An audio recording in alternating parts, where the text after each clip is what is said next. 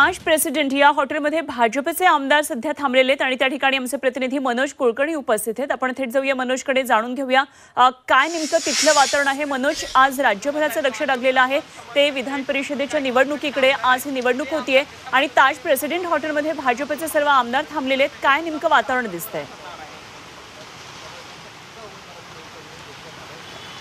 अगदी बरोबर आहे। विधानसभेच्या 11 जागांसाठी 12 उमेदवार असल्यामुळे चुरशीची लढत होणार हे मात्र नक्की।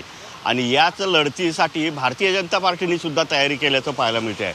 भारतीय जनता पार्टीनं आपले जे आमदार आहेत ते याच ताज प्रेसिडेंट या हॉटेलमध्ये कालपासून या ठिकाणी त्यांना वास्तव्य करायला सांगितलेलं आहे। काल रात्री देवेंद्र फडणवीस आणि भारतीय जनता पार्टीचे जे मुख्य नेते आहेत त्यांनी या ठिकाणी येऊन त्यांना मार्गदर्शन केलं, कशा प्रकारे मतदान करायचं आहे, पहिल्या पसंतीचं मतदान कसं आहे, दुसऱ्या पसंतीचं मतदान कसं करायचं, हे सगळं सांगितलेलं आहे। 5 उमेदवार जे दिलेले आहेत ते 5ही उमेदवार निवडून येण्यासाठी एक वेगळी रणनीती आखलेली आहे।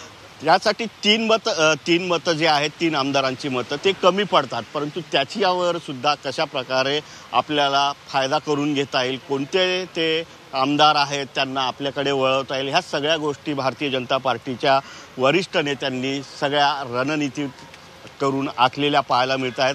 आणि साधारणतः 8:30 वाजेच्या सुमारास एका बसमधून हे सगळे जे आमदार आहेत ते विधान भवनाकडे रवाना होणार आहेत। या ठिकाणी आत्ता मात्र कुठलीही हालचाल नाही आहे, परंतु पुढच्या अर्ध्या ते पाऊण तासामध्ये मात्र हे सगळे आमदार बाहेर निघतील आणि विधिमंडळाकडे मतदान करण्यासाठी रवाना होतील।